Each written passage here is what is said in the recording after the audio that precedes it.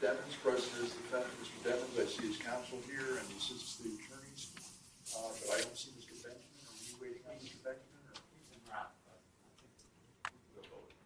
All right. Your Honor, like yesterday, while cross-examining Detective Polo, I represented that the loyalty definition I was reading from came from Wikipedia. I was informed earlier this morning that actually it did not come from Wikipedia, it came from ChatGPT. And I just want to clarify that I don't like to misrepresent. Apparently I did. I apologize to the court. Apparently my hearing is not as good as it should be. Hey, okay. And just like to respond to that, I mean, obviously, we crossed on the Wikipedia representation. I'm not blaming Mr. Aarons, and I'm sure there was some smoothing, it's not a big deal, but I would like to at least put on the record with ChatGPT. The bar articles have come out regarding lawyers using ChatGPT. It's AI generated based on what you want it to say, so it's not reliable information unless a lawyer actually confirms it, researches it, and you use it as a crutch to then develop your argument, not to rely on that, because anyone who's like a PDF can type anything to the internet and it will be generated through AI. Counsel is. I'm sorry. Oh, you're good. Go ahead. Go ahead. I was going to say, I'll do one better. I would ask the court to disregard any part of the cross-examination dealing with the loyalty and what I represented in Wikipedia. It's incorrect, and I just ask the court to disregard it. Thank you. Where are we at now? We're going to go ahead with which motion?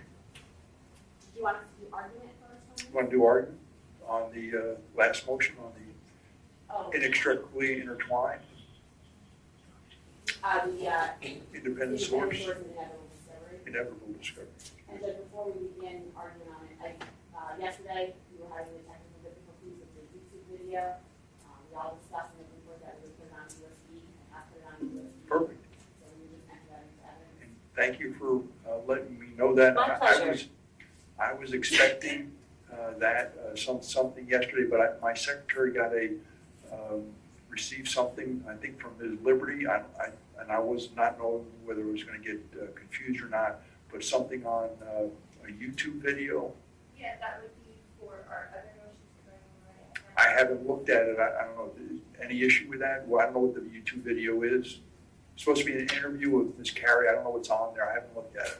Yes, the judge, we were objecting that, anytime we're sending your honor a link, that's something that's usually agreed to by the parties in court.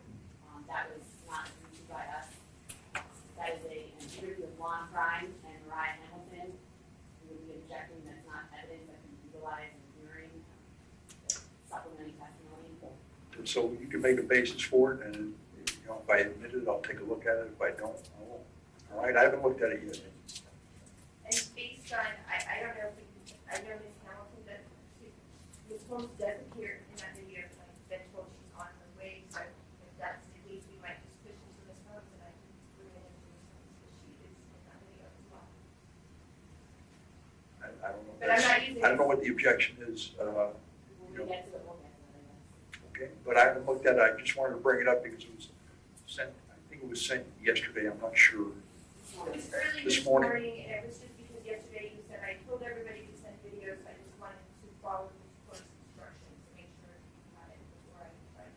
Perfect. No, I whatever you send me, whether it's in writing or videos, I look at it and I read it. But again, if it's evidence, I will make sure both sides agree with it. That's the only reason I can bring it up. All right. So If I could just introduce that video, so it's on record, and then have it labeled in the court. sure. Any objection? Of course. Do you want to go with it first, or? I would trust your representation is what we It's saw the you. exact video of the link that we all have. I can't trust your representation on that. Then I can't trust it. Thank you. So For record purposes, the state would enter into evidence if the accused mark as states I as states 9. thank you. It'll be admitted. You'll mark it, Travis?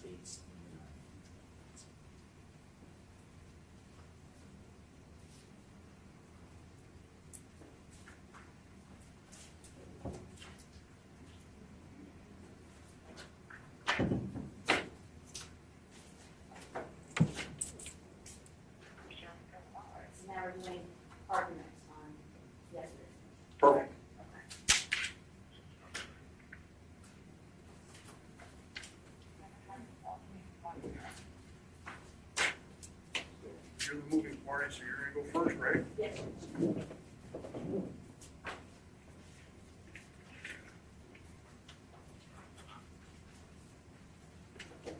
So, Your Honor, while I will strongly rely on our written response, which does include the inevitable discovery argument and independent source argument, I would like to also indicate, if Your Honor has now heard from Detective Polo, we went through all of the particular warrants that the state was asking for the reconsideration on, which Your Honor graciously granted for us, and we went through some examples of evidence that were either independent sources or inevitable discovery, either that was the victim's phone, Mr. Williams, or publicly available. And then we went further and utilized the court's ruling to use only evidence that was permissible within the probable cause parameters that Your Honor had ruled upon, to show that even with those parameters, we would have eventually gotten to the evidence that we are now requesting to utilize to be the original timeframes in the warrants that had timeframes, and the ones that didn't. We had discussed yesterday that the phone, for example, went back to August, that the victim's phone showed the messages from August, and so we're asking to go back to at least August, and then through the date of the phone that Your Honor is going to So, relying on our case law mentioned in our motion, as well as Fitzpatrick v. State, 900 Southern 2nd, 495, it's a Florida 2005 case, where the Florida Supreme Court held that in Nix is N-I-X, v. Williams, 467, U.S. 431, 104, S. period C, T. period 2501, comma 81, capital L. period E, D. period 2D, 377, 1984. The United States Supreme Court adopted the inevitable discovery exception to the proof of prisoner's doctrine. Under this exception, evidence obtained as a result of unconstitutional police procedure may still be admissible provided the evidence would ultimately have been discovered by legal means.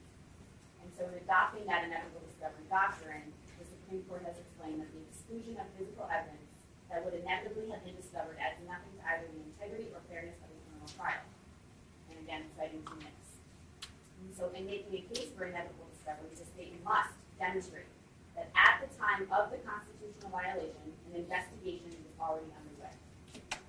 Your Honor, I think we have proven, not only by a preponderance of the evidence, which is our burden in this particular hearing, we have proven beyond that, that there was in fact an investigation underway at the time. Detective Moretti was investigating this case, he even applied for all these warrants that we're here on. But there was in fact that investigation going on at the time. So it also goes further to say that, in other words, the case must be in such a posture that the facts already in possession of the police would have led to this evidence, notwithstanding the police misconduct. So, as was brought out, all of this is public record, it was out there, ready to be used. Detective Polo went through how he would have utilized it, that we had testimony come out that a gang detective, Detective Morales, was originally brought on very early on in the investigation. There was gang investigations going on, and that would have led to the evidence, such as the examples we introduced yesterday, Your Honor. In Campbell v. State, 288 Southern 3rd, 739, a 5th DCA case in Florida in 2019, the 5th DCA held that accordingly, we conclude that pursuant to Fitzpatrick, the inevitable discovery doctrine can be properly applied in the instant case. Officer Keene had already initiated an investigation and had arrested Campbell on probable cause for DUI. Further, it would not be speculation to conclude that Officer Keene would have obtained a warrant for Campbell's blood if Campbell had refused to consent to a blood draw. Prior to obtaining Campbell's consent, Officer Keene had advised Campbell that he would obtain Campbell's blood either by securing a warrant or by consent. He knew he had authority to obtain a warrant because he had probable cause to believe that Campbell had driven under the influence and caused the victim's death. And the 5th DCA, pursuant to the Fitzpatrick case, stated, we conclude that the inevitable discovery exception to the exclusionary rule applies in the instant case. Campbell's blood sample would have been obtained because there was probable cause for a blood draw, and a warrant would have been issued accordingly. And as Your Honor has even ruled, given the parameters that Your Honor has given us with the hearing originally, there was probable cause that existed for at least a portion of the evidence, which again, would have inevitably led us to the evidence we are now seeking to introduce, the expanded time frame. Counsel, you gave me the Southern Campbell 288 Southern Third, and I'm here the last. 739, and it's a Florida 50 case in 2019. Thank you. And I do have printouts that I will put on and present. Additionally, the state is relying on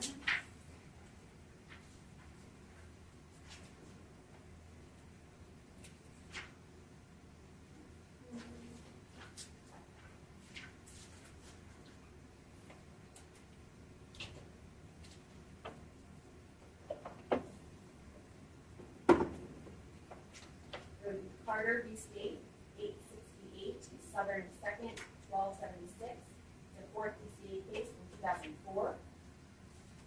And it states on the second page, which is the last page of the case. The court recognizes that the Supreme Court in Juvy ruled adversely to the state. There, however, the stop was based on a hunch and led to a search of the car where a weapon tying the appellant to another crime was discovered. In this case, the discovery of the crime was based on the license plate check, a process, and a means that is separate from and not dependent upon any unlawful police conduct.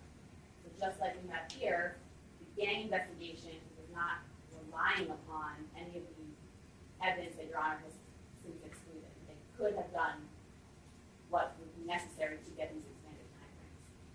And so it goes on to say, in Nix, the police discovered the location of a body based on the defendant's statements.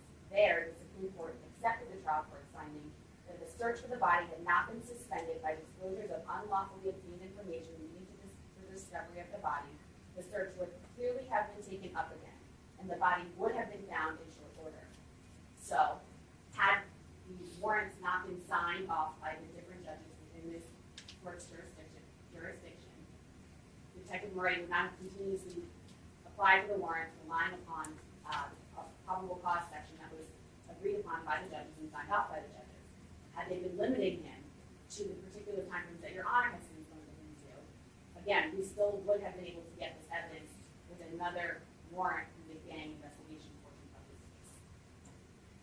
It goes on to say in Carter that further in State v. LaCroix, which is 435 2nd, 354, Florida 4th DCA case from 1983, we note that the exclusionary rule is not applicable even when the unlawful act may have contributed to the discovery where the information would have been otherwise acquired lawfully.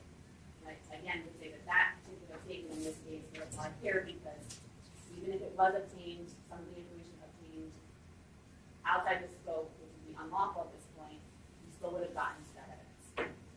And it further states, this court has also recognized that there does not have to be an absolute certainty of ultimate discovery, rather only a reasonable probability need exist. Common sense dictates that such reasonable probability existed here, and the state should not be shackled in its proof because the officer chose to initiate the investigation before checking the license tag. So the common sense approach to this, with Detective Polo testifying to the gang investigation that started early on as to what they were investigating here, would still apply, and they would have done something had they not been relying on the warrants that at the time the judges had signed off on, and they were legally valid at that point in time. Additionally, Your Honor, I'll rely on Saint-Hilaire, Hilaire, the state, 143, Southern 3rd, 1147, the third DCA case in 2014. And it goes on to say, in order for evidence obtained from St. Hilaire's phone to be admissible under the inevitable discovery doctrine, the state would have to have shown by preponderance of the evidence that the police had probable cause to search the phone. A little different only because there was not a warrant in this case. However, here, I think that this actually strengthens our argument that we've had probable cause. Your Honor has found there was probable cause to search the phone to an extent. And that is why we only relied upon evidence within the court's strict parameters to show that even with just that evidence, we would have been able to get there. I will also put on the record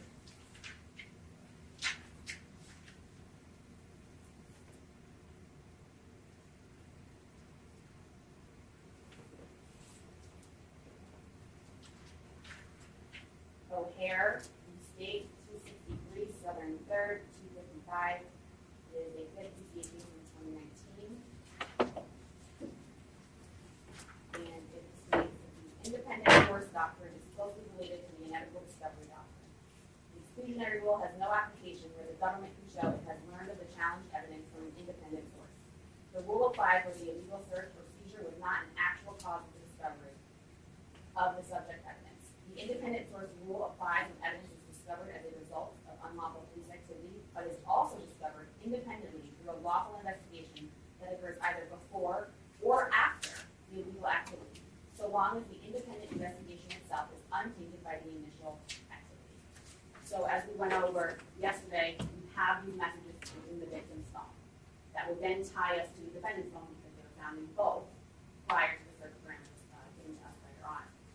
Because we would have those messages within the victim's phone, we have that particular phone has no bearing on, or the defendant has no standing to object to us searching those time frames from the victim's phone, which would have led us eventually to the defendant's phone through a subsequent warrant having been limited to the time frame originally. I've also put on the record it is State v. Juvy, 502, Southern 2nd, 87, a 4th PCA case from 1987. And it states that in order to apply the inevitable discovery doctrine, which would permit admission of evidence which was initially unlawfully obtained, there need not be absolute certainty of discovery of evidence without use of illegal means, but rather just reasonable probability. And then it goes on to say, the prosecution can establish by a preponderance of the evidence that the information ultimately or inevitably would have been discovered when the evidence should be received. In order to apply this doctrine, there does not have to be an absolute certainty of discovery, but rather just a reasonable probability. And then I would lastly put on Murray v. State. It's 155, Southern 3rd, 1210, a 4th PCA case from 2015. And it states that regardless, and in this particular case, there were omissions in the warrant that was originally done as falsity, and it was going under Frank's motion originally. They then also argued, the state argued inevitable discovery, regardless of that Frank's hearing. And so it says, regardless of the affidavit's omissions or falsities, the trial court correctly concluded that Murray's second DNA swab was admissible under the inevitable discovery doctrine. Under this exception, evidence obtained as a result of unconstitutional police procedure may still be admissible provided the evidence would ultimately have been discovered by legal means. The rationales of the exclusion of physical evidence that would inevitably have been discovered adds nothing to either the integrity of or fairness of a criminal trial. And then it goes on again to go on to explain, as I've explained a few times in the cases, that the state must establish that the evidence would have been discovered by means of normal investigative measures that inevitably would have been set in motion as a matter of routine procedure. It also goes on to say that, in other words, the case must be in such a posture that the facts already in possession of the police, and I stress already in possession of the police, would have led to this evidence notwithstanding the police's conduct. And the prosecution must show that the lawful means which made discovery inevitable were being actively pursued prior to the occurrence of the illegal conduct. And then I would relate back to Your Honor the cases where it talks about the independent source, that it can be also after the conduct. So with that case law, Your Honor, we went through the first warrant, and I kind of tied in the iCloud because as it came out, as we had Detective Polo testify to, the iCloud is really just a backup of the defendant's phone. We are asking to expand the search parameters back to August so that we can utilize the information that we would have found regardless of the defendant's phone. We then went into the next warrant we went into were the Jamell search warrants. Your Honor had gave us the first Jamell warrant October 26th and November 1st. And then we did suppress the second warrant. We are asking to expand that particular time frame back because, as Detective Polo indicated, he does not always use time frames due to the nature of the case. He sometimes uses subject matter, and in this case, he would use subject matter because he would have to determine when the defendant was initiated into this particular gang, and that they do that via email. And we were able to prove that we would have gotten there anyway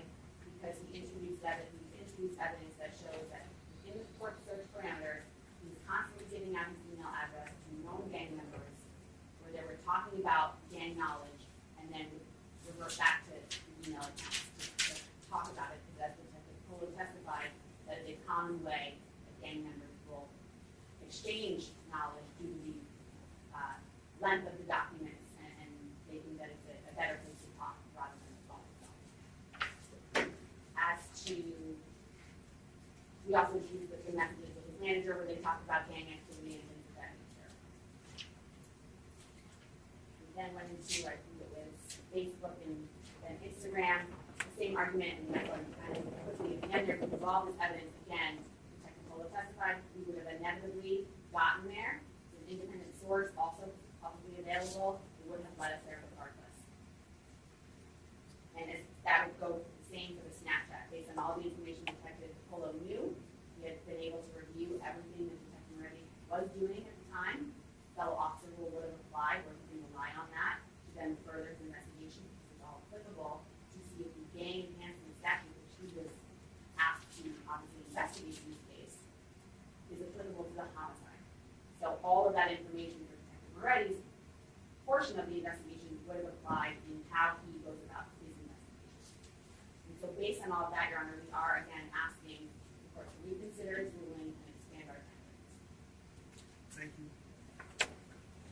Mr. Harris? Thank you.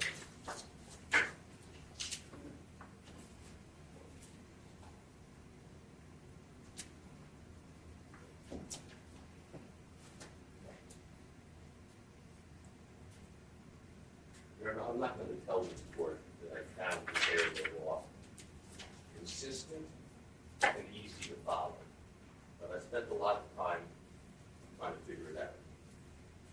And what I have come to the conclusion, I believe the law is that there's inevitable discovery and there's independent source. They are two different concepts. They seem to merge a lot. The case law speaks about that. In the state of Florida, as far as inevitable discovery, the courts have been all over the board. However, we're in the fourth DCA. And so we follow the law of the Florida Supreme Court and the law of the fourth DCA. So the leading case in the fourth DCA is Roll versus State. That's ROWELL versus State. 83 Southern 3rd, 990. And in Roll,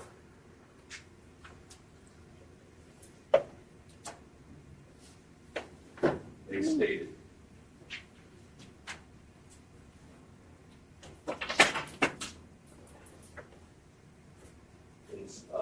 here, contrary to the state's argument, the inevitable discovery doctrine does not apply merely because the police may have had probable cause to obtain a search warrant in this case, unlike in McDonald and Connor. Unlike in McDonald and Connor, the prosecution made absolutely no showing that efforts to obtain a warrant were being actively pursued prior to the occurrence of the illegal conduct. Operation of the inevitable discovery rule under the circumstances of this case would effectively nullify the requirement of a search warrant under the Fourth Amendment. Therefore, we decline to apply the inevitable discovery doctrine. The warrantless, and later on it says, the warrantless entry into appellant's apartment thus violated the Fourth Amendment. Further, because the state cannot show that officers were actively pursuing any lawful means at the time of the illegal conduct, it cannot evade the suppression of evidence by utilizing inevitable discovery exception to the exclusionary rule. Finally, because the state failed to prove that the taint of a legal protective sweep was dissipated by subsequent events, appellant's girlfriend's subsequent written consent for a search of the apartment was invalid. So that was in the fourth, and that's a 2012 case. And as I said, the court seemed to be all over the board on this. But the Supreme Court of Florida in 2015 decided to take up this issue in Rodriguez versus State. And it is the leading case as we speak right now in the state of Florida as to inevitable discovery.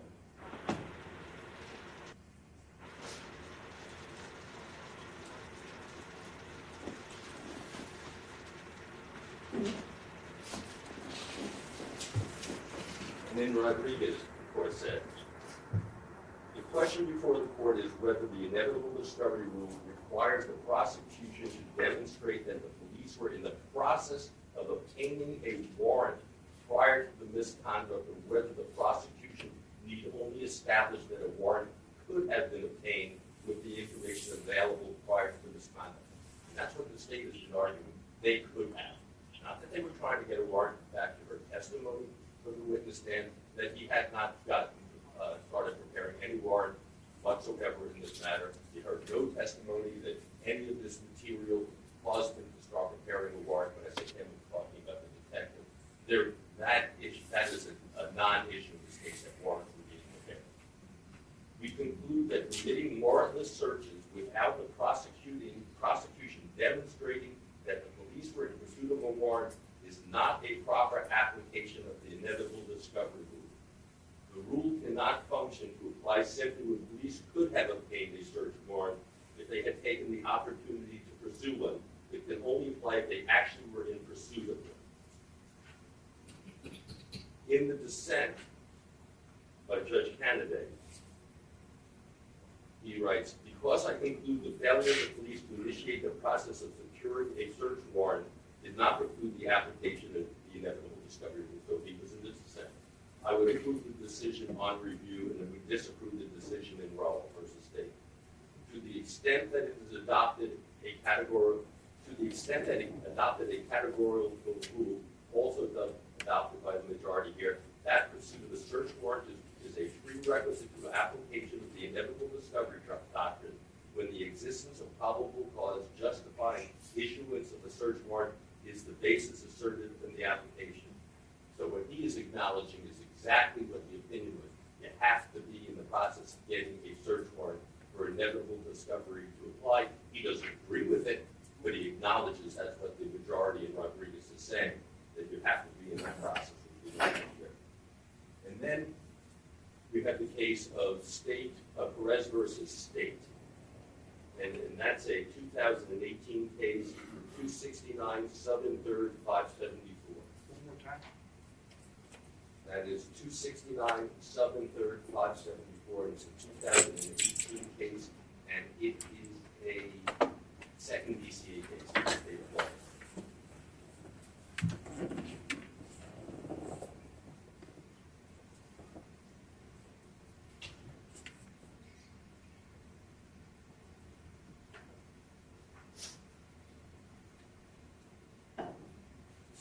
They say, announcing its holding that the inevitable discovery doctrine requires the prosecution to make a showing that law enforcement was in active pursuit of a search warrant, the Rodriguez court explained that the doctrine cannot function to apply simply when police could have obtained a search warrant if they had taken the opportunity to pursue one. Now, in this case, facts are kind of interesting because the police officer was about to get a warrant, and he called up the prosecutor on the case and talked over, and the prosecutor said, you don't need to get a warrant, this lady's consenting to the search. And it turned out she didn't have the authority to consent to the search.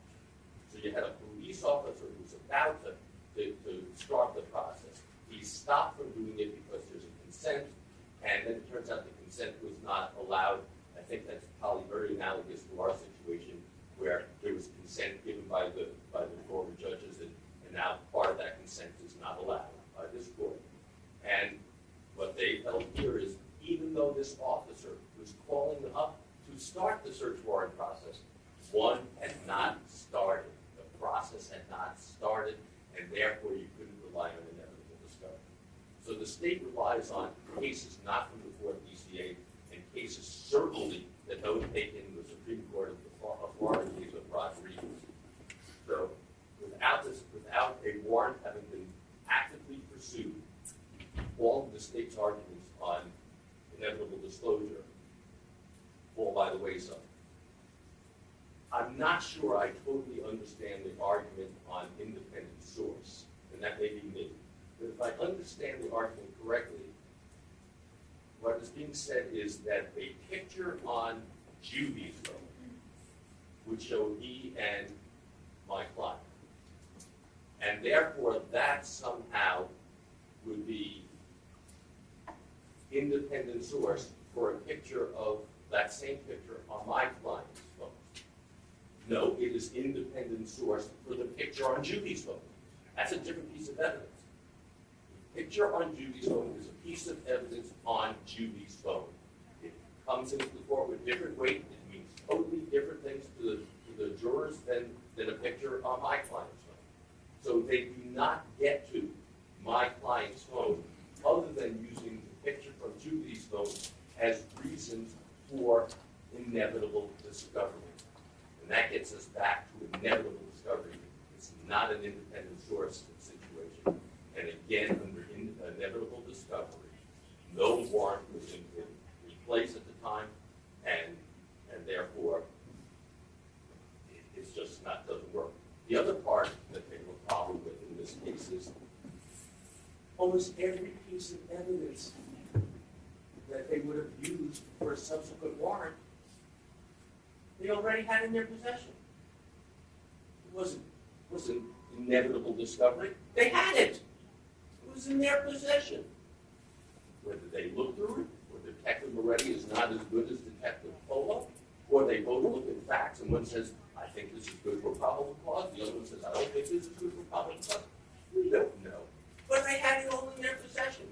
It was already discovered. It's not inevitable. Detective Moretti, for whatever reason, filed his applications for search warrant using the facts that he thought would create probable cause. And he was wrong. He had these other facts. Why he didn't submit them, I don't know.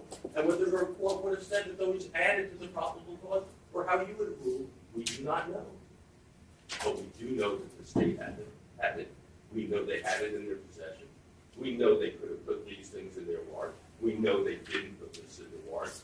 And now what they want is a redo. And by that philosophy, the state could start off in every case with a warrant with as bare bones as you can think of. It is suppressed. They then come back and they say, well, we would have put these facts in, and another would have happened, and that gets suppressed. And they say, we had these more facts, and we could have put it in there. That's not how it works. They filed for a motion, they filed an application for a search warrant. They put in the facts that they believe established probable cause for the time frames that they believe that established probable cause for. They had this other evidence. For whatever reason, they chose not to use that other evidence. They were discounting the value of it.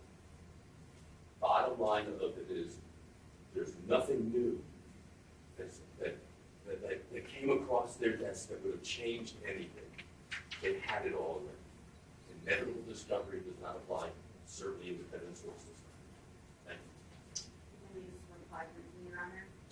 First, I'd like to start out by saying, with the issues of which DCA to follow, Supreme Court this, whatever, we looked at the conformity clause contained in Article 1, Section 12 of the Florida Constitution to resolve this conflict. Under the conformity clause, the right of the people to be secure in their persons, houses, papers, and effects against unreasonable searches and seizures is to be construed in conformity with the Fourth Amendment to the United States Constitution, as interpreted by the United States Supreme Court. Evidence seized in violation of the right guaranteed by Article 1, Section 12 of the Florida Constitution shall not be admissible in evidence if such articles or information would be inadmissible under decisions of the United States Supreme Court, construing the Fourth Amendment to the United States Constitution. Thus, this court is bound on search and seizure issues to follow the opinion of the United States Supreme Court, regardless of whether the claim of illegal arrest or search is predicated on provisions of the Florida or United States Constitution, and that is State v. Butler, 665, Southern 2nd, 1123, 1125, Florida Supreme Court case from 1995. Additionally, what counsel is arguing to Your Honor contradicts everything that this whole hearing has been about. To quote Rodriguez or Roel, I looked at those cases, and they're not applicable here. And the reason they're not applicable is because those cases deal with warrantless searches. We had warrants.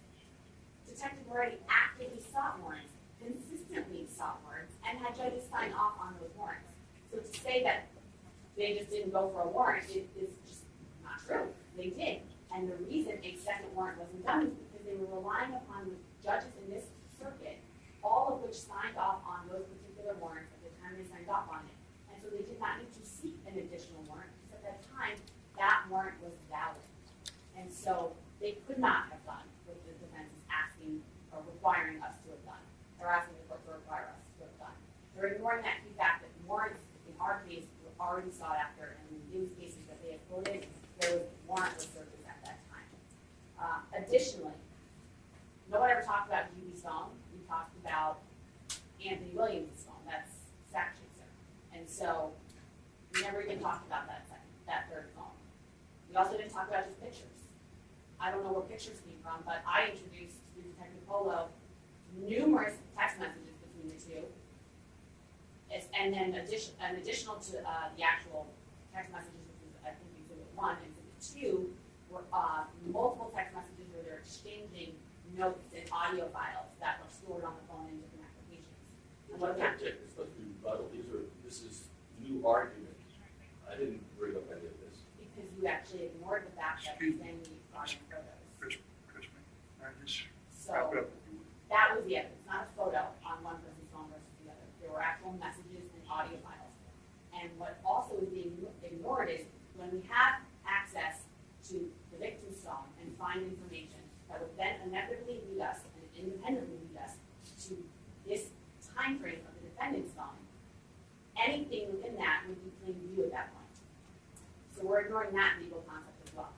So that is why we're asking for this expanded time frame back. Thank you.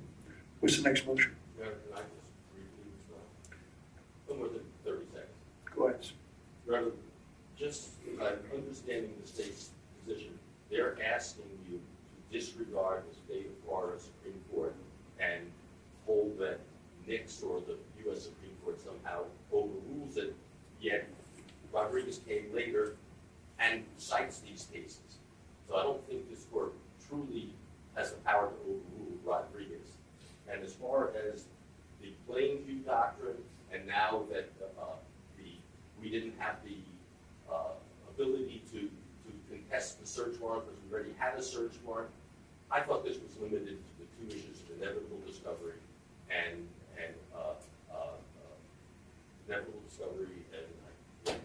independent source. And those are two different arguments. We've limited it just to this. Thank you. Thank you. What's the next motion? And then the defendant's promotional video.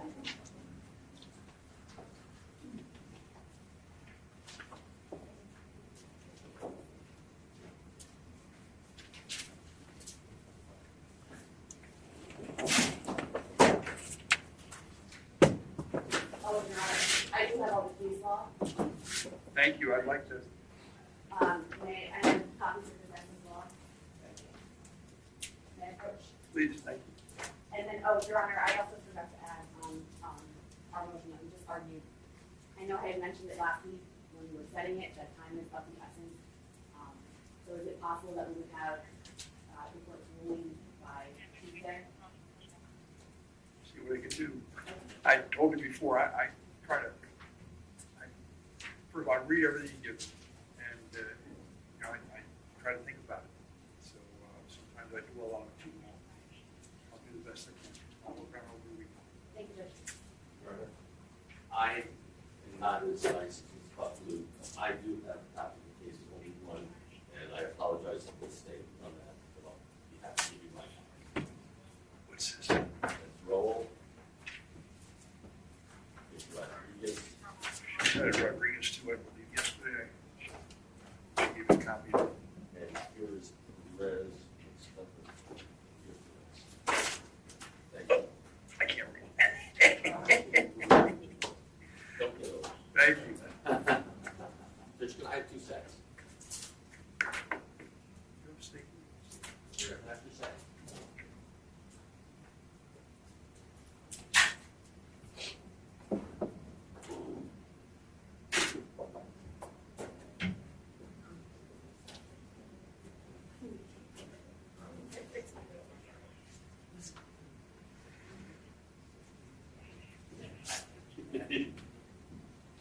Minor.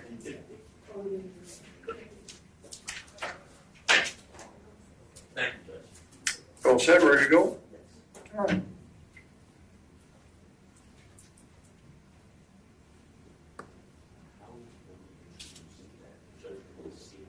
Just move it in. We'll just stimulate. I'll find it. The promotional video, documentary.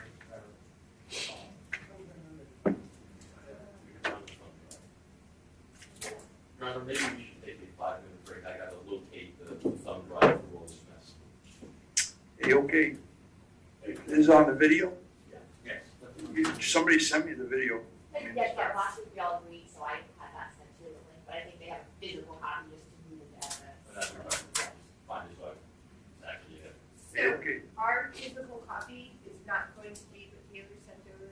So I had a physical copy from the last trial that we had edited the guns and certain things out of, so that's what Mr. Here's one that I don't have. Just make sure whatever that I saw, you know, for the purpose of this hearing is you're agreeing with. If there's a different video that's been redacted in some form or fashion, I need to see whatever video that you want. I thought it was, they're one and the same. If you're telling me they're different, I need to see whichever one is the correct one. I'm just learning the difference right now. Understood. All right, we're in recess. You straighten it out, just present it, see if there's any objections. So you can just know right now, because I know we had our edited version. Oh, you know that. Yeah, and then you sent yours over, and then when I played it, I was like, this is not our version. Yeah, we gotta read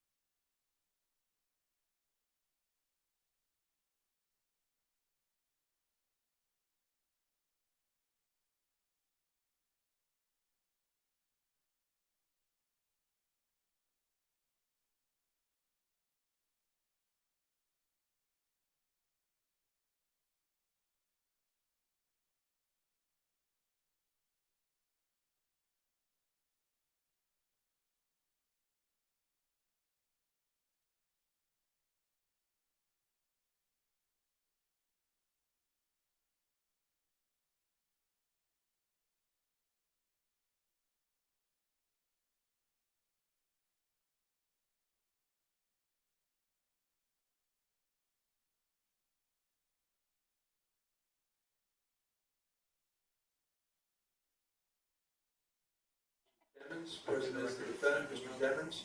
His counsel, the assistant state attorneys. The next motion we have is the motion limiting on the promotional video. So, counsel, we took a short break and you were going to verify which video it is, and have we been able to do that? We have, and the state was kind enough to run off a copy so we could put it in the court file. Perfect. And what is That's this? correct, John. I had Ms. Liberty look at it to confirm, I want everybody to agree that this is the same unedited copy that we directly from YouTube videos, 2106, it's 2105. That's not right at the end. Respectfully, counsel, is this the same It's the video? exact copy that I sent to you, Your Honor, yes, All right, so it's the same one. yes. All right. And I think we have an agreement stipulation by both parties. Correct. Okay, so for the purpose of this hearing, it'll be admitted as, who's exhibited, defense exhibit 1? Yeah. Okay. Thank you.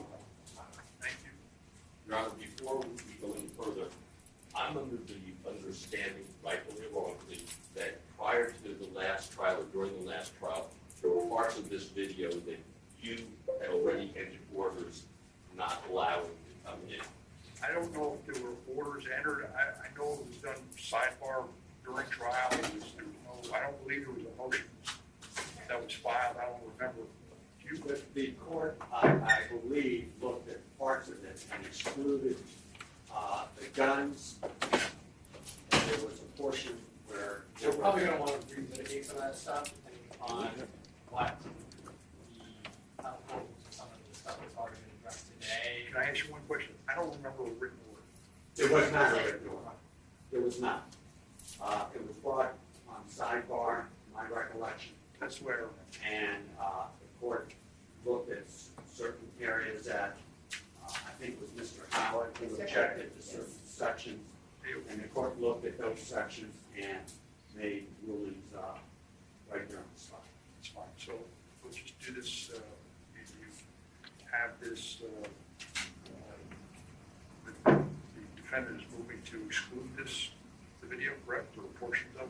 We, but for, if the previous objections that you sustained apparently dealing with the guns and that subject matter taken out, the only thing that we're contesting right now is the last 20 some odd seconds.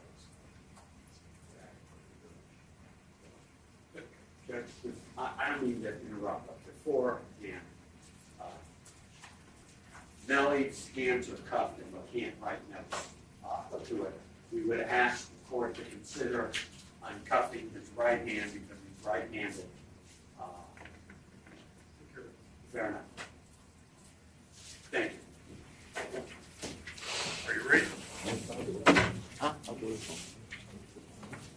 You want us to relitigate the gun issue, or was it previously that would not be eligible? That's still. If there's a dispute about it, just, we'll hear everything. I don't have an issue, whatever is in dispute.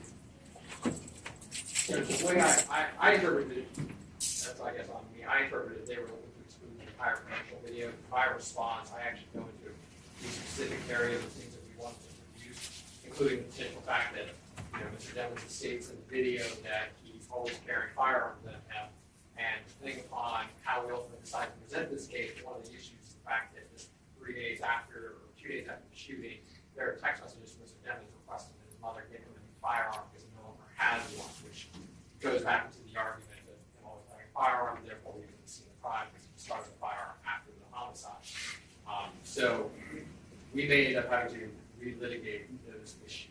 That's What I'm willing to just tailor this to the last segment, and if we have to relitigate that after the rulings are, I have no problem. But it's up to the court. State your yeah, Judge, we can just address the title part at the end for now, and then as we get closer to trial, if there's a new motion, eliminate, or other portions we seek to introduce, we'll deal with that right all right? I think that's good. So, This has to do with just the last. Yeah, 20 there, at seconds the end of the video, there's a title card that comes up. with the admonition that the 3 or 4 days before the video that Mr. Devens was involved in a drive-by shooting, 2 of his friends were killed. correct, that's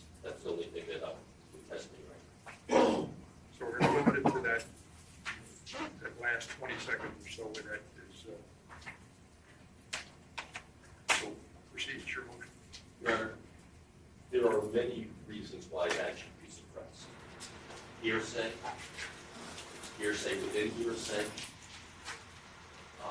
relevance, and admissibility alone on how it becomes admissible. The statement basically is, as the court related, is 4 days after the completion of this video, SakChaser and Juvy were killed in a drive-by shooting. Melly and the other people were killed in a drive-by shooting in Miami. So why would that come into evidence? It would come into evidence because the state is using that, in fact, in their pleadings, as an admission. Well, an admission to what? And an admission by whom? If it's an admission and it's coming in for the truth of the matter asserted, that's an admission to it. All it is an admission that there was a shooting in Miami and that Juvy and SakChaser were killed. It specifically says Miami on it, not Miramar, not Pembroke Pines, not Broward County, but Miami. So if it's coming in for the truth of the matter asserted, we're dealing with a different incident. Because that was an incident in Miami, and therefore it has no relevance whatsoever to the case. If it's not coming in for the truth of the matter asserted, then it has totally no relevance to the case. Now, the court may be saying, well, Miramar, Miami, I mean, it's close enough. No, it's not close enough. It is a different geographic location. It is a different event because that occurred in Miami. But what does it show us more than anything? It shows us that whoever put that tag on that video, that person obviously got that information from somebody else where we don't know who that person was. And where that person got that information from, that this occurred in Miami. So it is hearsay in the fact that it's coming in for the truth of the matter asserted. We don't know who typed that up, who wrote that up, who put it up there. So it is hearsay. And it's obviously based on some other out-of-court statement made to that person. And therefore, it's double hearsay.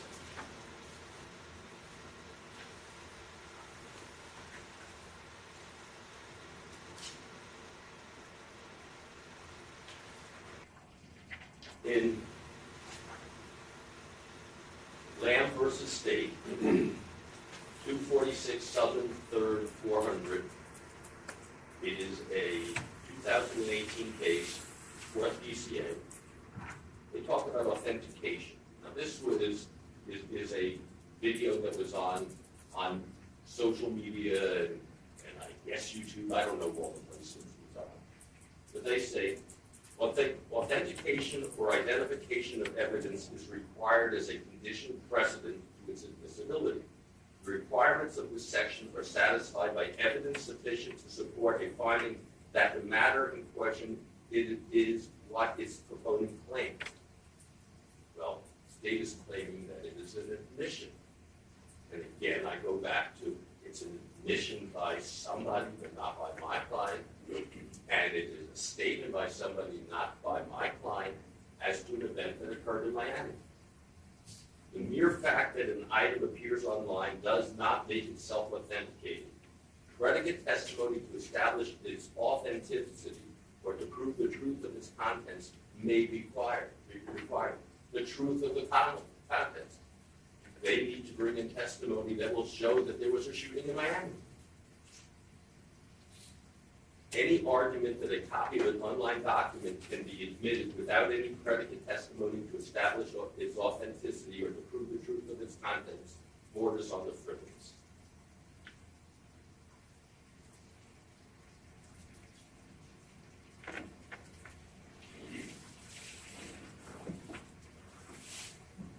You will hear case of Santana. This case just distinguishes it, because Santana is distinguished because there the issue was an audio recording which potentially could have been altered without detection. Here, however, the Facebook video provides an unbroken visual recording of the defendant for an extended period of time. Well, we know we have a recording that was interrupted, broken, whatever the terminology they want to use. We know that you go from hearing Melly, my client, talking about his life and talking about things, and then all of a sudden there's a new screenshot that comes on. It is obviously different. It's even referencing that it was done after the other part of the video was completed. So it is not part of this video, and it was obvious. And this video, the whole video, obviously was tampered with by whomever decided to put that 4 days later, such and such occurred.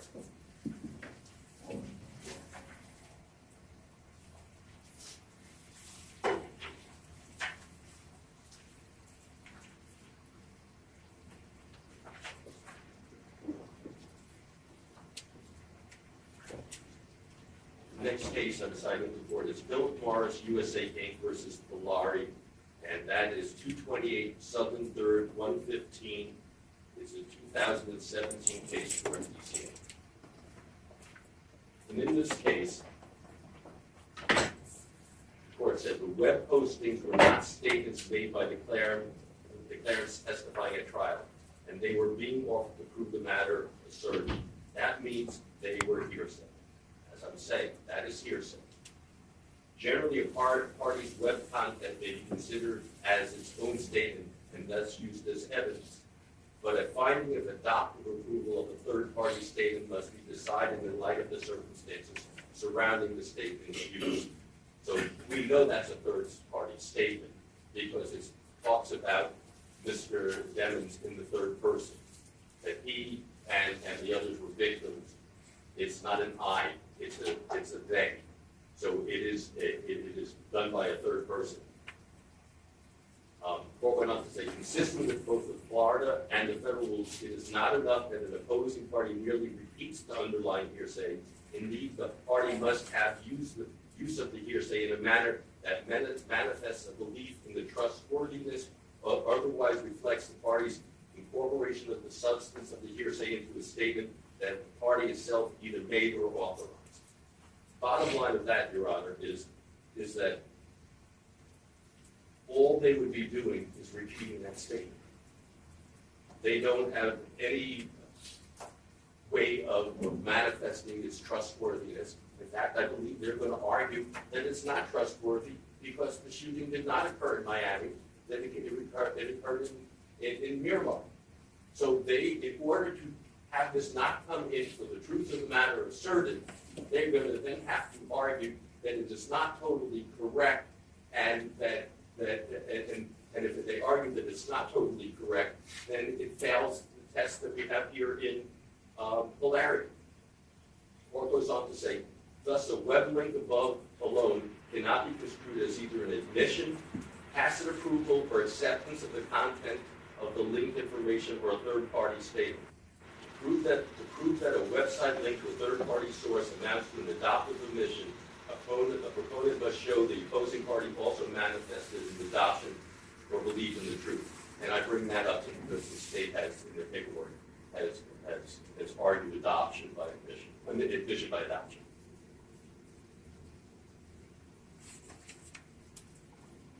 The fact that a party links or posts on its website material from another source or otherwise posts or references third-party documents on its website does not itself constitute a clear demonstration of intent to adopt.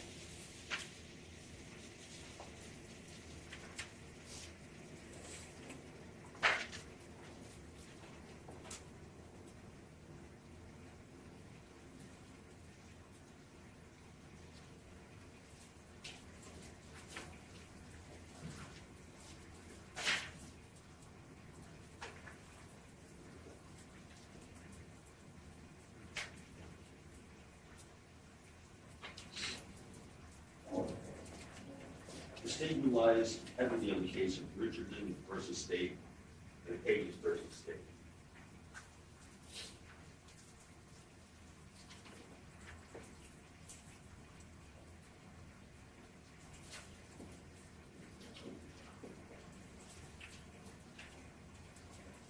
Part of the ruling in their cases is co-conspirator hearsay. I don't think that it pertains to us in this situation, but that is a big part of their ruling. Trustee deals with things that people in the gang were doing.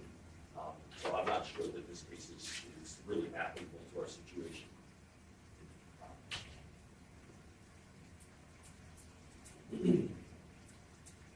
The other theory that the state may be going under is the silent witness theory. And that means, and that basically is a way of getting things on the internet admitted into evidence.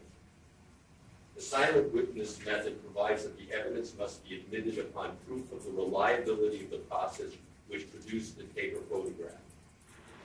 We do not contend the first part, reliability. We have no idea. On the second part, with the 4 days later, we know it was added, it was said that, we have no idea. And as far as the reliability of the statement, if in fact the state's going to argue that it was Miramar where the shooting took place, then we know the statement's not reliable.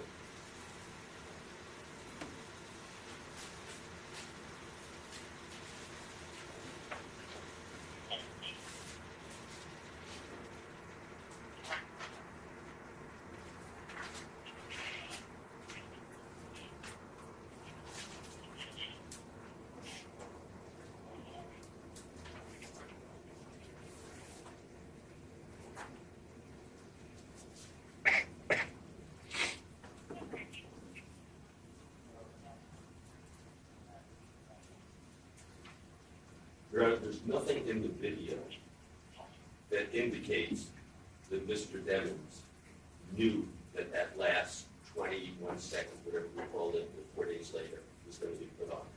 There's nothing that shows that he had any knowledge whatsoever that that would be part of the video.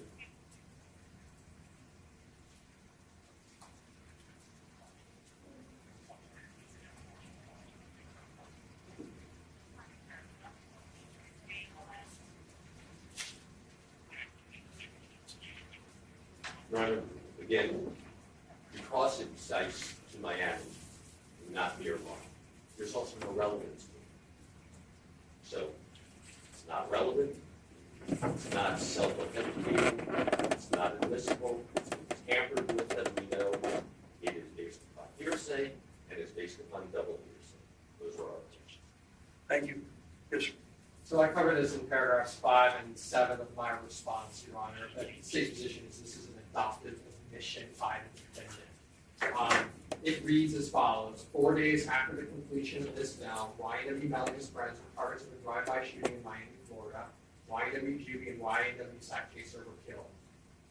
Unless Juvy and SakChaser were killed twice, this statement only refers to one incident, and that's this case before the court.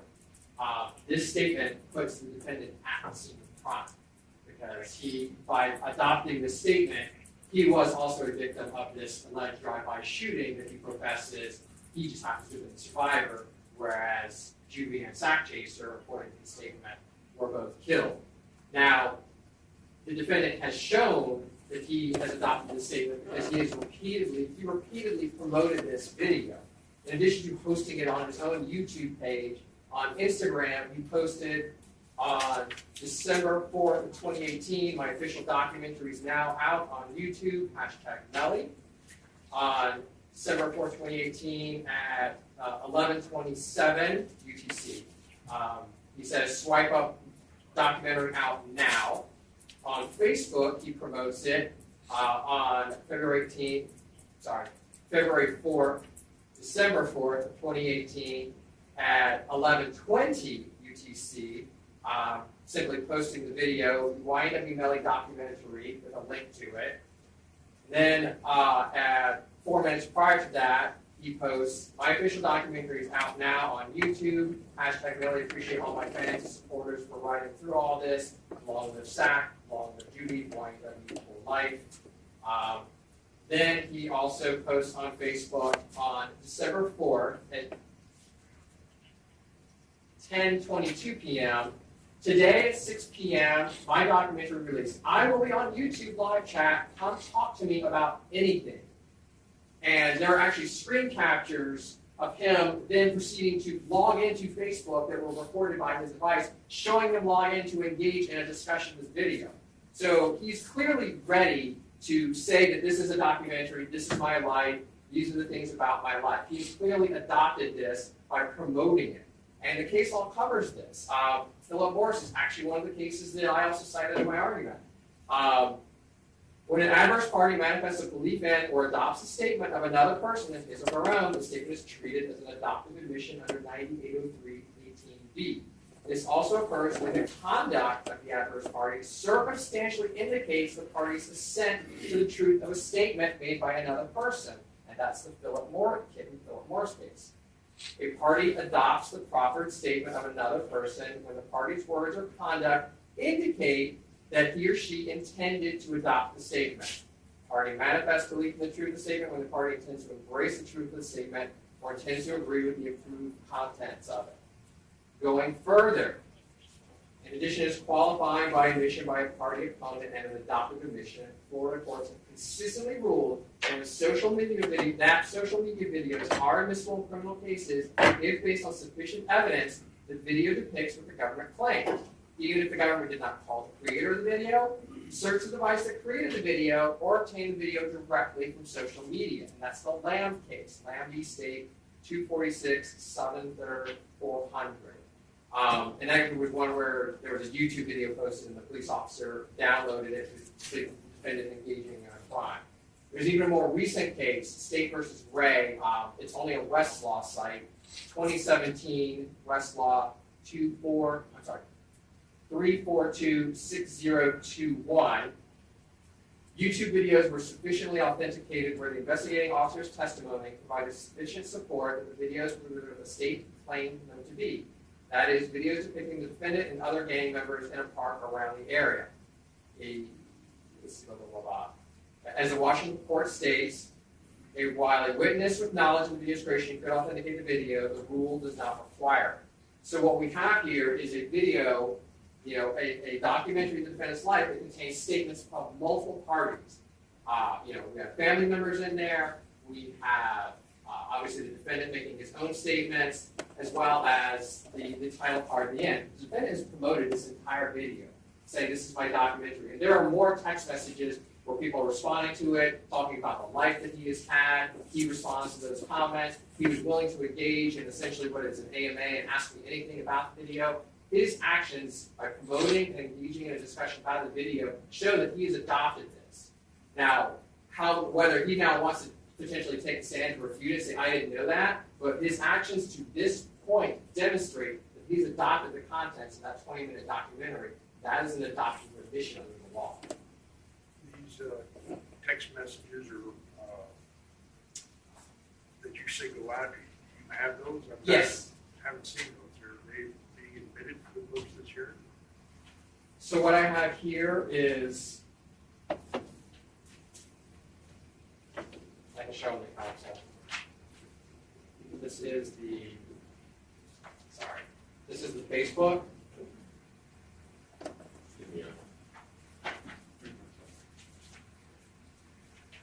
Here's the Instagram.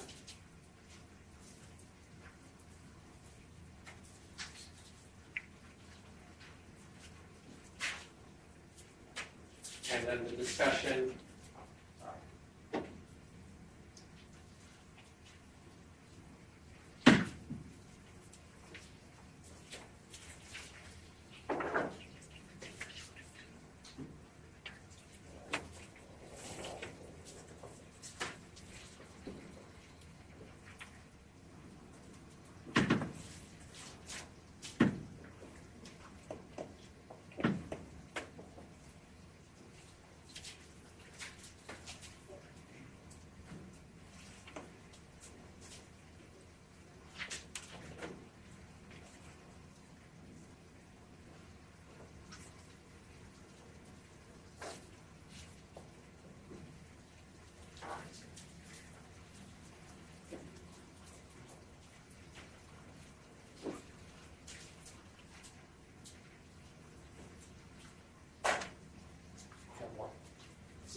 Instagram and the Facebook. And then the video I discussed, I have on a thumb drive here, of him utilizing his phone to log in to promote the Ask Me Anything. And then just to further prove that in fact the defendant in control at the time, that same day, on December 4, 2018 at 8:56 p.m., so the night the video came out, he's taking a selfie with himself with Kanye West at a concert.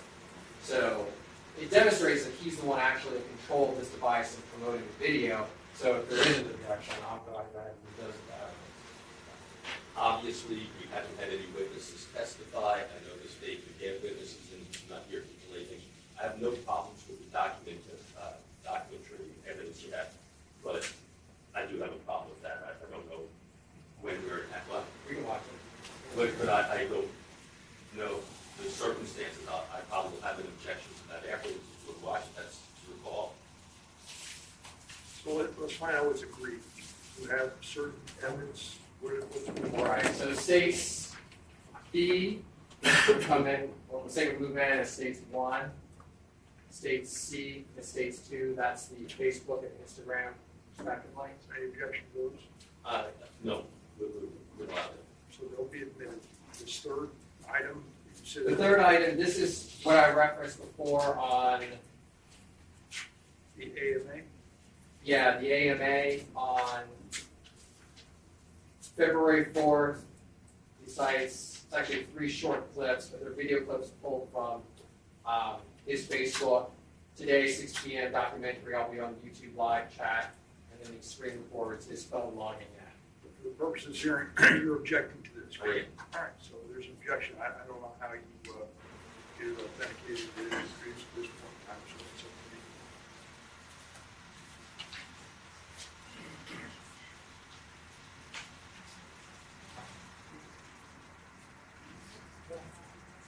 All right, Judge, if that's it. All right, that's what if that's the case, Judge, what we're going to do is we're asked to recess or bifurcate this. I'll get the detective to come in to authenticate if this came off here. So when do you anticipate that happening? You know, we're going to have to find out their availability. As soon as we can.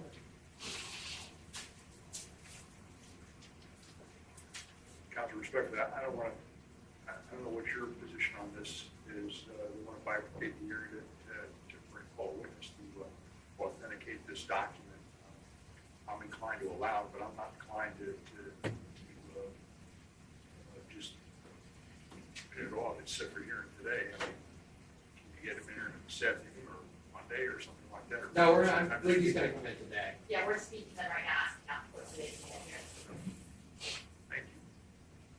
So that's tabled. It's not admitted at this point. We'll see if we can get it faster. It's not going to Yeah. hold over right now. But you're telling me that the other exhibits are in evidence for the purpose of this hearing now. And so I'll take a look at those. What else do you have? Oh, well, Judge, that was essentially the summation of my argument, other than just moving these in, since that's the issue of what we're raising is the defendant's adoption of this. I'm not raising anything. Oh, I'm raising it. But there won't be any inquiry along this line. There's an objection pending. And the documents aren't, the AMA is not self-authenticating, I wouldn't think, so they're objecting to it, so you need to get somebody in to establish it should be admitted.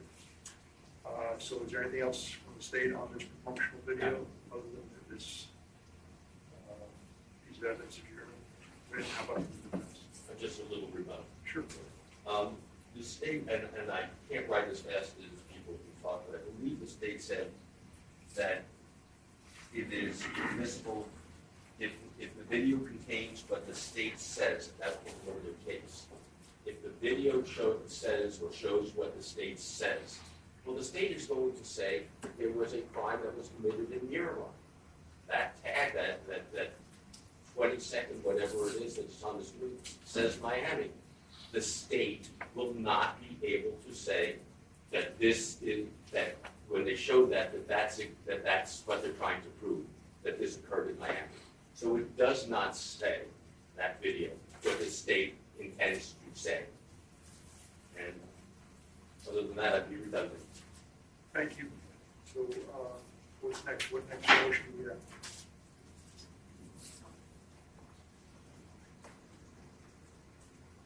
So the next motions were the admitting the former testimony of Felicia Holmes.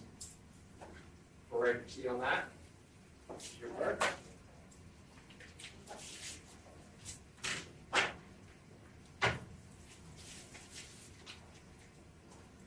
We are ready to proceed on that, Judge. I do need some direction on emails. If you recall, prior to Christmas break, we came to court specifically regarding depositions. The defense was seeking to take the deposition of Bradley. I had argued to the court.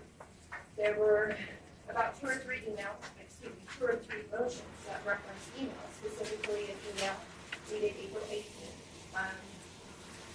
The court had deferred on our ruling, and you've given the state the opportunity to provide emails to us. They did provide certain emails. They did not provide all the emails. In light of today's hearing, there are emails that have been authored by Ms. Bradley that were not provided as part of this court's order and purposely omitted. I would like to bring them in. Ms. Bradley's not here to testify to them, so it would be either the state would stipulate and authenticate these emails authored by her, or we need Ms. Bradley to testify to them. And I would state that specifically. I don't want to say this one in particular, Ms. Jones. I know the one regarding Ms. Hamilton, that's specifically referencing email dated April 18th, 2023. That email was never provided. However, that email would have been between Ms. Bradley. And I apologize, I'm losing my voice as I'm talking to you. That email would have been between Ms. Bradley and the defense, and that email does not exist. So I don't know how the court wants to proceed with that, but I would like to proffer the other emails if possible. So Judge, I find it interesting that we're still arguing this argument because I filed a response, which I sent to you today as well, regarding this particular motion to depose Ms. Bradley. The allegations, though, of not having these emails is disingenuous because I specifically listed in discovery the emails that she is claiming she does not have, even though she's saying she's not going to proffer it, so if she's going to proffer it, she must have it. But I did list it in discovery. I also then respond in my response to their motion to depose Ms. Bradley, specifically where those emails are, what they say, and everything else. I mean, it's very specific, and it's there. So I don't know why counsel continues to argue this, because she does have them. She has had them. I can fight the court order to get every single one of those emails to her. Sure. So they did give me emails. They did not give me the email dated April 18th, 2023. I did. I have an email dated April 28th, 2023 that was provided that if we could stipulate, we could read it in, and it's from Ms. Bradley to the defense counsel. It's not part of the emails that was given, and it is specifically referencing the deposition of Mariah Hamilton. And I will remind the court that was the purpose of the report, was to provide this to us. There is a collective that goes all the way up to May 4th, May 5th, none of that was provided. However, the most important one is an email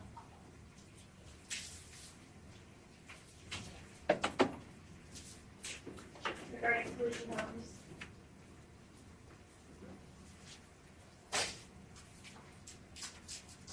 May I please show Good luck. for the email? Sure. It was October 6th regarding the unavailability of Ms. Holmes, which referred to this motion in particular, and that's why I'm bringing it up. This was not provided by the state, when we asked for the emails for Ms. Bradley regarding Ms. Holmes and Ms. Hamilton. I subsequently provided it, and if we could stipulate, I'm not trying to argue the deposition, I'm just trying to stipulate if we could rely on this email authored by Ms. Bradley to Mr. Barris regarding deeming Felicia Holmes unavailable. Which I have to look at the date and then look at what I provided. I mean, there's time I provided, so I can have in touch with it as well. where we're going with this. I mean, what's the purpose of all of this? Because I'm missing something. So the motion is, the motion to have Ms. Dunn unavailable. I just want to be able to rely on this email, and if we could stipulate that we could argue this email, or do we need? I thought Ms. Holmes was residing in Orlando. She's on electronic monitor. And, now, what are you trying to accommodate? The issue is really simple. The court takes judicial notice of this case file, 1872, C10A. Ms. Holmes, through her counsel, has invoked her right to remain silent. The state cannot, this is what's laid out in our motion. It's actually in paragraph 6. We cannot call a witness even though they're going to invoke their right to remain silent. And the case law says because she has testified previously, we can then subsequently seek to introduce that testimony since she has been subject to cross-examination on the same subject matter. It's as simple as that. She's invoking her Fifth Amendment right, she's testified previously, and unless something is changing, which to date we are no information that she is not going to invoke her Fifth, then her former testimony should be permitted pursuant to the case law. So if I may actually quote to this email, which is very, is rather right about this, the case law is clear that the Fifth Amendment cannot be invoked anticipatorily, but must be done at the time, no questions. I played the audio of the prior statement to her, but she declined to finish listening to it. I tried the audio. With that basis, Ms. Holmes would have to be the one question my question and look at her if we were to deem her unavailable. The case law says that can't be done under your testimony. We're not in the- So the point being is that she is going to invoke, as she has indicated, that her prior former testimony is admissible. So my understanding is from a different source that she's on her way down here to meet with the pretrial officer. That's the lady came here this morning. So she's here, I guess, in Fort Lauderdale, someplace around the way if she's not here yet. So, It's easy for her to recess in case she finds the I don't know if she's coming to the courthouse. I think she's going to see the probation officer or pretrial officer in this court. And Judge, if you want to take a recess until she students, we got a hold of Detective Polo, be here in an hour. So, I'm tell everybody he's not dressed for court, but he will come straight here and will be here within the hour so that we can introduce his videos to them. Well, I guess the concern I have is, there are two different issues. I'd like to get Detective Polo's done at some point in time. If you're saying he's here this afternoon, He said within the hour we'll be here. He's en route. and regarding Ms. Holmes, I'm sure I can contact the pretrial officer to have her come over here. But again, I don't know that we should be doing that without her attorney there. I don't know if there's an issue about that or not. And there, that was the other issue, that we were made aware that it was going to be her attorney that was going to be coming today, and he is not. So I don't know if it's, because the whole issue was he was, I think, going on a cruise and leaving town or something. So today was the only day he was available, and now he's not here. So I'm not even entirely sure what the dynamic is between the two of them. I have not had conversations with him. Certainly can't have conversations with her, given that she has filed this notice by her attorney that she's invoking. So if she comes to court, the issue is going to be is if she's counseled, and if she's counseled, I don't think any inquiry can be made. I understand that's the state of the law. I don't know if you have something different on that. Again, I believe it's the state That's why we're here. Is there something different with the law, though? That's what I'm Yeah, asking. We're in agreement as to that. So I guess the question is, so what else you're not asking me to reset it, you just want me to move on? Yeah, Judge, you would rule that if she's going to in fact invoke, which she has already done, then her former testimony comes in. Can I ask you a question? How relevant is your former testimony? Judge, her testimony is relevant because during her testimony, one of the observations or pieces that she testified to is that she observed Mr. Demons on the phone FaceTiming with Ms. Hamilton, and the description of the background is it was a secluded area, and he was talking in a hushed tone. I have to go, I've reread 4 different transcripts recently, so I have to go back.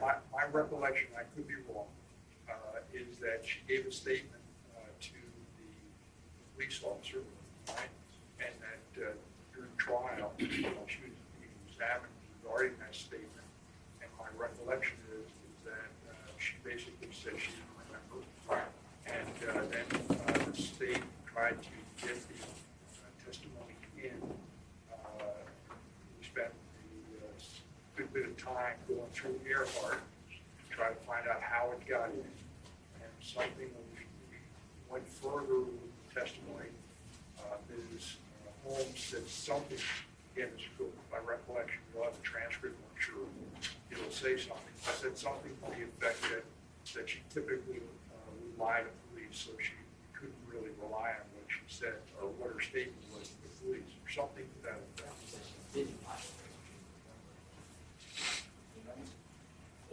May I interrupt? Correct? Your recollection is correct. And also, I believe ruled that the state did not call or use a prior statement to impeach their own witness. But, and I concur with the court that we couldn't talk to her unless she waived her attorney-client privilege today. But it's the state's burden, and they just merely can't rely upon a third party, such as her attorney saying she's going to invoke her Fifth Amendment privilege. I think they have to go outside the presence of the jury, question by question, and the court has to determine if she has a valid Fifth Amendment privilege. I think that is a federal case law. I think that is the current state law on this issue, but it has to be the individual. And I agree with everybody that it has to be outside the presence of the jury, but you merely can't introduce her testimony until that occurs. And since they found. Can I go one step back though? I mean, assuming that she invokes the right to remain silent, doesn't want to answer questions. Assuming she does that. And so the state would get her prior testimony in. What does the testimony mean? I mean, my recollection of her testimony was she was not cooperative. She didn't indicate it. Is there something, I forget exactly what her testimony was. Her testimony at the tail end was, the reason she is unavailable is because she's afraid of Ms. Bradley's threats and Detective Moretti's threats. And that Excuse me, I remember that. And in fact, not only is she afraid of it, but she witnessed her daughter being threatened, who was 17 years old at the time of being charged with accessory to first-degree murder and going to jail by Detective Moretti when he wanted to question her individually. Let me stop for a second. Is that what you're trying to get through in her testimony? There are portions, I'm trying to go through my notes and cross-reference them, but there were portions of her testimony, such as receiving the call, she will work her with the call that came in. Did anybody order a transcript of what you I had said? already. The court had it too because we had moved for a testimony. If you recall, Ms. Bradley asked her for the defense's name.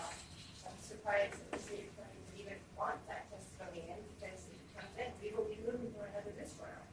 Well, there are obviously redactions, portions of her deed. Might But that's a separate issue. Might I suggest we take a recess for lunch? We'll look at the transcript, we'll talk to the state and see if we can agree upon something.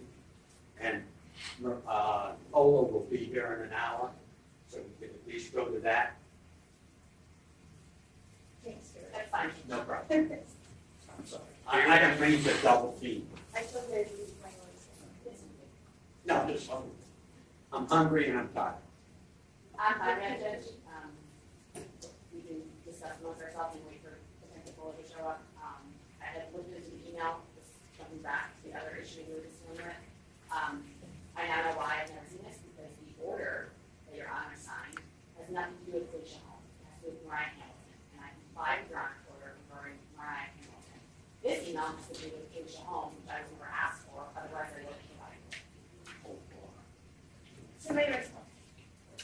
Sure, I would email separate, that I would introduce the most important one, because I don't want to belabor this issue, and it's not part of this motion.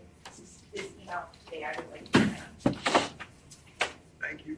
All right, so we'll be in recess. We'll be in recess. Thank you. Have a nice lunch. Thanks, everyone. Read. Tuesday. Yeah.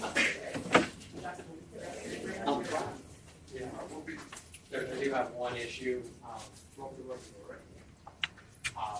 Unfortunately, today's a half day for Broward County School, and they only have aftercare at my son's school till 3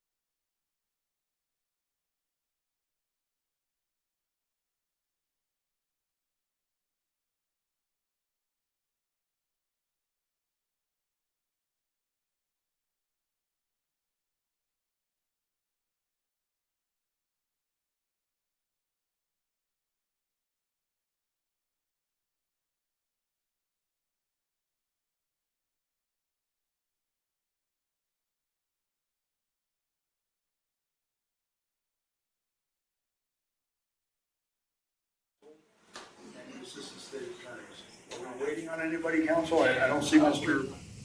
I was looking for you to do it. No, Mr. Benjamin. No. All right. Okay, so before we get started, did you work anything out with the, Yeah, Judge, this is, I think our action is going to be very abbreviated.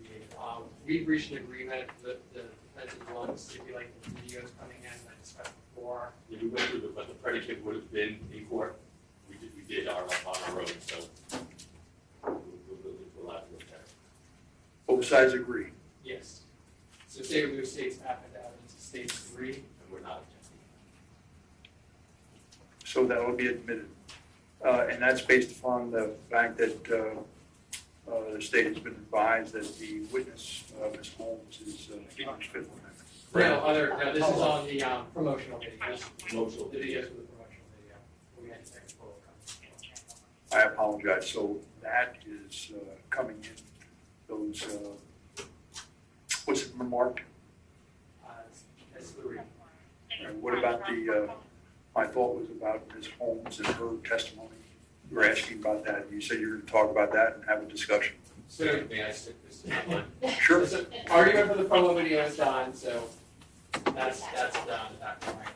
So then going back to Ms. Holmes' testimony, speaking with counsel, we're feeling that the best issue is just to table this for now, figure out, because even if Ms. Holmes is here, her legal counsel is not here, so I don't think anything's going to happen in regards to that.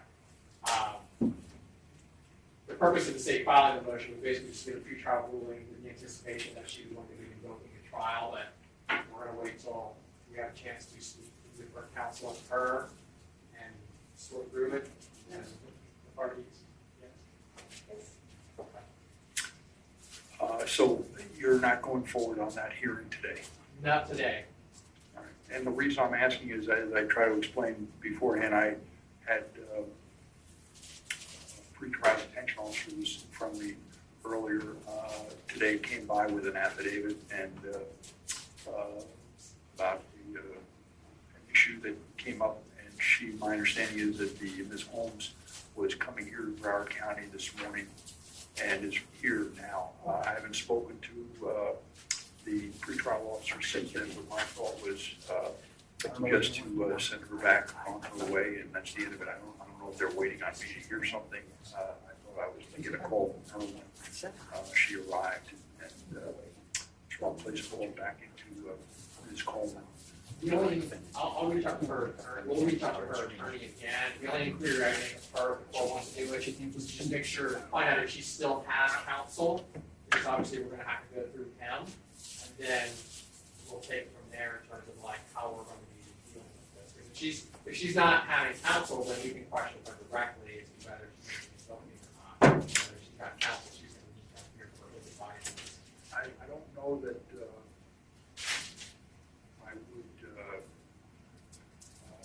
I wasn't planning on speaking with her at all, to be candid with you. My thought was with the pretrial officer, Ms. Coleman. She had an affidavit and a warrant for me to sign, which I declined to sign. And so she said she was coming back in, if there was something she was going to add. My conversation was with Ms. Coleman, not with Ms. Holmes. But that she was going to add something, I would get it. But I do know that Ms.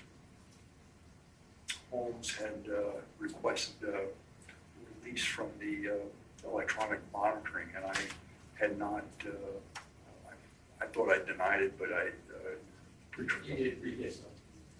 the pretrial officer thought I deferred ruling on it, and so I said I'd look into that, and told her I'd look into that, but that's still ongoing, and it had to do with some work background for something like that, and but I told her, or asked her rather, to handle it in-house, which she said she would. So right now, as far as I understand, everything's this, the same. She's still on pretrial release, but if she's not going to be a witness, right, there's no reason to keep her on the pretrial release. So you think about that. And, I was speaking with my colleagues during, we're still anticipating her being a witness. okay. All right, so we'll talk about that then.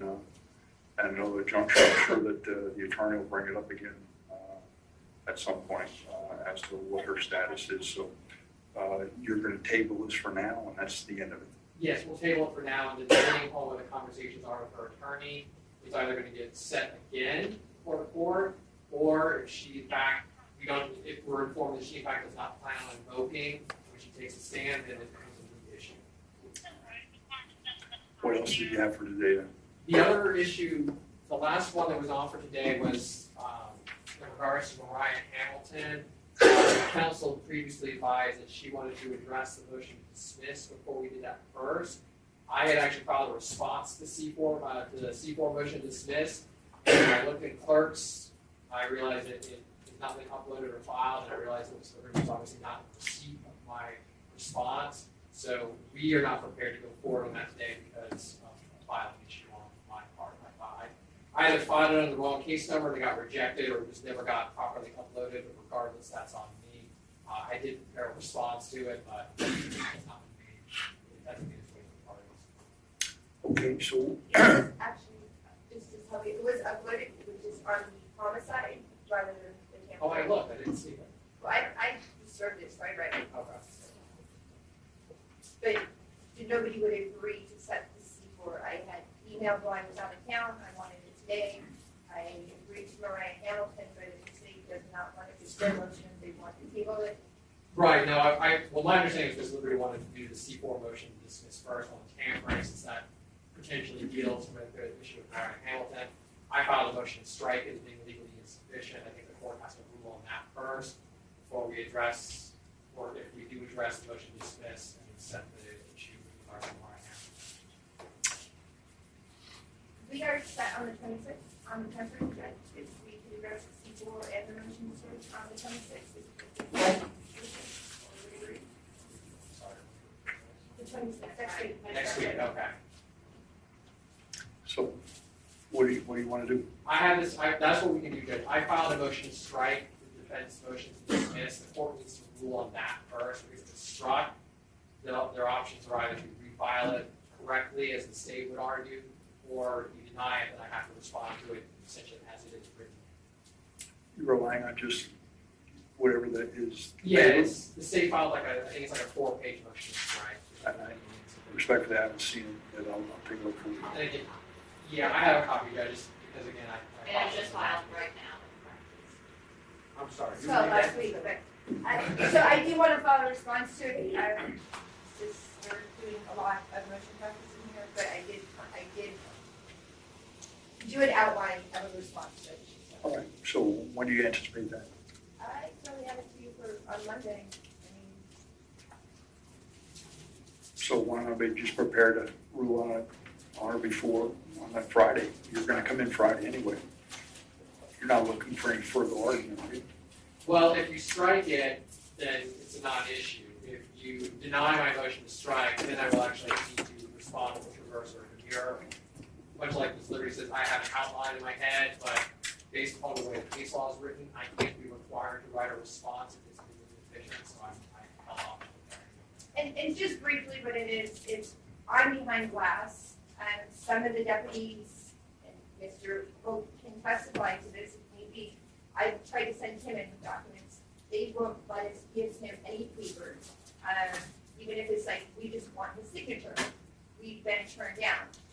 So it's like, one deputy might let you do it on one shift, that's what we had to do last time, I had to send Mr. Hope several different times to get his signature, just hoping to get one deputy that would allow us to get a paper sign. So rather than go through all that, I'm guessing which deputy was going to let me give my client a piece of paper to do my job. I just filed it and said he was square to a court. It's a C4 motion, it's simple statements. But if that was, and I figured, and I put in there that he was square to it in the courtroom. And that's the basis of their motion to strike. It's part of it. There's a footnote in there as well about my conversations with Richard Surveillance, so I can signature. But I also do have a brief paragraph in there about the legal deficiencies. Which I would, that's what I want to do in response to it. Mr. Demons is in front of me several times. Why? I mean, if you need something to sign, can't we get it signed while it's here? I did get a signed one here, I just Oh, have okay. not changed it since then, so I wasn't sure if I should just wait until we came back, or if the court wants me to refile the I think the legal requirement is she's going to, it has to be filed with his signature. So she can file that today. My response doesn't change regarding the signature, because there's still the other issue, and the court can rule on that and not. Actually, if you file one now with his signature, I'm probably going to do a more expanded motion to strike. Because there's still other legal provisions to be written there. I don't think, tell me if I'm wrong, the motion to strike is a proper response to a C4 motion. It's supposed to either be a motion, either to get or deny. Now, it's. But I'll write a nice memorandum for the court. Thank you. Thanks. All right, so I'll Yes. Judge, if I may, I just got contacted by Child Services. They were indicating that they didn't want to get a hold of your honor, so I'm going to speak to the child officer. She's available. All right. I have her card. We tried a few minutes ago before I came in here. But we'll try again. Ms. Coleman, that's who you're speaking with? Yes. Yes. All right. I think with the idea was she came by with this affidavit warrant, and I indicated to her just she had instructed the witness to come to South Florida, I guess, and because there was something she had addressed with, and I said, that's fine. I wanted to hear, just make sure everything was, she was satisfied with everything, but at the instant, we're based on my sorting affidavit, I didn't sign it. So I told her I was declining at this point in time, just to hold everything in abeyance, just make sure she comes down here and talks to her. All right? I'm going to write down the membership and file out the same number. It's a, I don't okay. want to say it out loud. So, Oh, I don't know, but, that 765 number is, that's the office number. That's okay, what- that's the number she gave me. That's the office. Okay, so you need a ruling from me on the motion that we heard yesterday, the order on the motion limiting on the promotional videos that's agreed to, right? Yes. I mean, so I'm not doing an order on that, right? No, We will need an order eventually, but that's not one of the.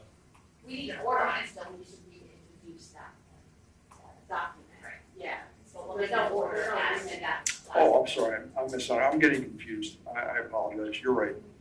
You need to roll on this. Yeah. And the motion to refuse change. So, That I'm working on. Okay, so what about the depositions? Have all the depositions been scheduled? So I'll take the ones that I got dates this week. I was hoping by today I would have it. I was trying to coordinate between Mr. Haddad and their office and our office. I will have it by Monday, Judge. You have them scheduled? Yes. And I will let council know by this weekend which dates we're taking. That's fine. And what about the rest of the motions now? When we have those sort of, I know some of them are dependent upon the deposition, but when do you think the rest of the motion? Well, I think the.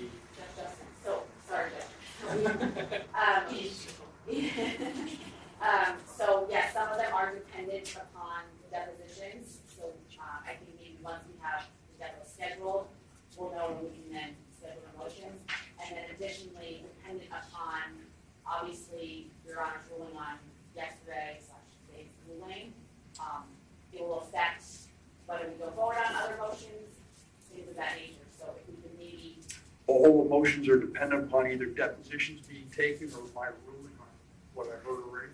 That, I think there might be, I haven't pulled my list, but I know we filed a motion in the league about Michelle Boutros and Mrs. Bradley's testimony. That can be heard, yes, that can be heard, because your deposition that we objected to is on separate issues, so. My only thought is that whatever can be heard, I'd like to get them settled. There's no reason to keep pushing it down the road. I'd like to get them resolved as soon as we can. So we could do the defense's motion to Bradley's deposition, which we have filed a response to. You can do state's motion limiting to keep out Michelle Boudreaux's and Bradley's testimony. So if I just speak, if you do the C4 motion and you're successful, I don't need to depose Ms. Bradley because it's part of the reference to that April 18th emails. We do need the order on the rehearing because I had a motion to exclude in testimony. If the court grants Mr. Aaronson's motion to suppress, I think that may become a moot issue or I may have to revise my document. I do have a motion on Apple Health regarding Mark Moretti. However, when we started for the new trial, we were given a supplemental discovery saying Jason Sholute is going to be doing the Apple Health. We were always told that he would be doing a report or some type of spreadsheet for us. I'm ready to depose Sholute, but for having his reports. So that would go to my Apple Health. I can, however, do the Google Maps next week with regard to that. I have a motion to prevent Mark Moretti from testifying to Google Maps. Unless you're going to tell me you're not going to use the Google Maps, then I don't need to. Do you need to self identification? So if you read inside my motion, so I reference Google Maps. We'll have to look at it, I don't recall seeing that one, but specifically Google Maps one, but. Let us know if you don't have it. Yeah, I'll get it to you. Okay. Or let me know if you're not using Google Maps. A lot of this subject could be resolved if we could just determine which evidence is not being used. Again, I don't know what you're referring to in Google Maps, we have to see it, and then obviously we can respond and tell you if we agree or not, I just don't know. Since the state's evidence, okay, we'll try to work it out. The C4 motion, the judge definitely next week, please. Well, you're gonna file a response. You said you don't want me to rule on it now. You Oh, want- no. You wanna file a response? I'll file a response. You said by Monday, Yes, and you can send me a courtesy copy. yes, definitely. Monday by 5. And you can send me a courtesy copy of whatever you're filing. Yes, Judge, I actually have a copy of the report. All right. Counsel, thank you. Is there anything else to discuss then? Because I just want to make sure that depositions get scheduled and, that whatever motions that we can take care of, we do. And whatever needs to get tabled is fine, but we just got to keep moving the ball right forward. Your Honor, there is one motion that every time we discuss motions, I bring it up because it's going to really cause us problems down the road. And that's my motion to exclude or whatever, dealing with the social media stuff. And really what the motion is I'm asking the state to delineate, as I said before, which Instagram messages that they're going to be trying to put into evidence, which other social media things that they're trying to put into evidence, so that I can file the appropriate motions. They've indicated that it's so voluminous that they don't have grasp on it yet. But there has to come a time when I know what I need to file motions to, or if not, we're going to be setting the trial back a couple of weeks again. So all I'm asking, I understand their predicament, I need it ASAP. So Judge, I can just respond in 3 different ways. One, correct, we are still going through all of the voluminous evidence because we are in here a lot of the time. Secondly, we are objecting to that motion because it's not our job to do their job. They should go through the evidence, file motions to any evidence that they see fit should not come in at trial. It's akin to the jail call ruling, where defense attorneys file motions for us to tell them exactly which jail calls we're using. And as a courtesy, we sometimes do that. But sometimes we have not had the time to go through all of them, and we're doing it through trial. But they've been on notice about it, and if there's something that they feel should be kept out, they should file a motion for it. So they know some of the things that we've gone for because it's in evidence now, but there are a ton of things in phones that sometimes become relevant once cross-examination occurs, once other things happen in the case that you can't anticipate what defense will say. So we are objecting to that motion. We will file a response to it, but I'm just letting people know that's where we're at. But additionally, even depending upon your court's ruling on a lot of motions that we're waiting on would affect this particular motion. Your Honor, we're not litigating the motion right now. I understand what Ms. Buckles is, but just I have to. The argument basically is we gave them the phone book. There are 3 phone numbers in here that are relevant. They should go find them. That's what they've done to us. I The law understand. does not allow that. You file whatever, if there's a new motion you want to file, you file it. My understanding is they have a discovery obligation to provide you with the information counsel suggested to me and tell me that she did. And she's not, of the opinion, she will search through all of it and tell her exactly what you're going to use. I thought I did a pretrial order on that, which basically says, you know, if you're going to use evidence, you show it to the other side, get them to initial offer. There's an issue with it. I said, for 10 days or something like that beforehand. It's typically what I do. But you're not approaching that 10-day thing now. But that's why I thought it was something like that. I thought you did require that. You did. Your order says 10 days. Yes. But also, we would object, I will deal with it when I file my response, if you file a response to the motion, they amend it, but we have arguments. I'm sorry, I didn't hear that. We have arguments for their particular motion, it really is different than the court's order, so we'll go from there when we file a response. I'm not following you. I'm saying your motion is different than the court's order, so I will address it in my response. That's fine. All right, anything else to discuss now? State, defense? The only thing I just didn't understand, are you objecting to the court's order that you need to show us everything by 10 days before? That's not what I said. I said I am objecting to your motion, and I feel I can differentiate it from the court's order, and we will go from there. I just want to make sure. Anything else to discuss from the state, No, Judge. from defense? All right, can we go off the record for a second? Can I see you for a second, Ms. Benjamin? Counsel, I'm not trying to exclude you. Everything on the same page? Yeah, it's going, All right. February 3rd.